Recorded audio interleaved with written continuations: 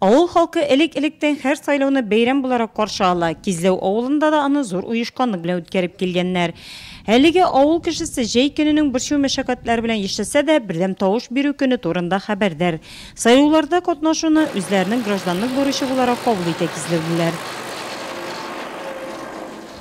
Biz saylavlar turunda bilemiz, okup turabız, korap turabız, televizorlardan da tanıyabız. Onun sınında bir vakitte da saylavını kaldırganımız yok. Barabız saylavlarga Allah tilese saylayız. Hükümetimiz hujalı bulurga, prezidentli bulurga gerek. Ondan okuruk saylavlarına da saylayız. Депутатларыбыз, эшлиләр Безнең Кизләү авылының сайлау участогы киләсе сайлауларга әзер. Безнең авылыбызда Кизләү авылында 4 округ. Шул 4 округта барлыгы 10 агитатор исәпләнә инде. Агитаторлар үзләренең сайлаучылары белән тыгыз элемтәдә тора. 13 сентябрьдә үткәреләчәк сайлаулар алдагыларына үзенчәлекле булуы белән аерылып тора. Быел Татарстан Республикасы президентын халык турыдан-туры үзе сайлаячак. Нурлат районы халкы мондый мөһим сәяси вакыйгаларда һәр вакыт актив катнашып килде.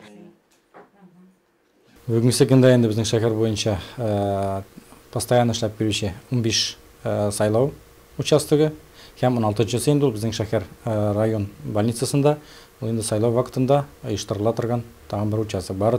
Сайлау вакытында безнең барысы 16 шәһәр буенча 16 сайлау участогы эшләячәк. Бүгенге көндә инде сайлау участокларында эшләрне әйтергә кирәк, әллә ни безнең зур бармый әле, чөнки бөтен эш бара шәһәрнең территориаль сайлау комиссиясында, то есть без әле эшлибез, безнең комиссия эшли, шәһәр участок сайлау комиссиялары эшли башлаячаклар инде, сайлауларга 10 көн калган вакыт булгач инде. Бүгенге көндә инде территориаль сайлау комиссиясында эшләр бара, менә безнең кандидатларны регистрациялар узды инде.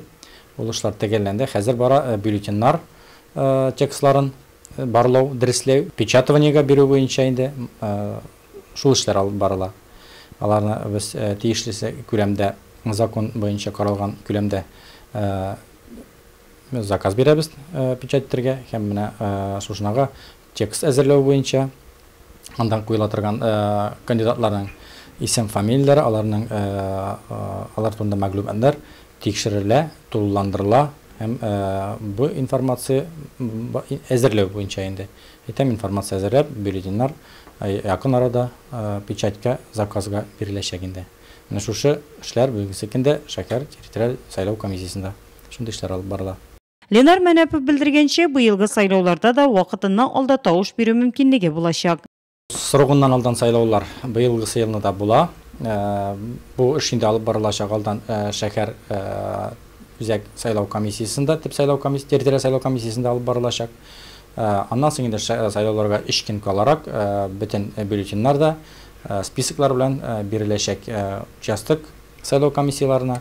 Шул вакытта инде алдан сайлау эшләре алып барылачак шәһәр участок сайлау комиссияларында.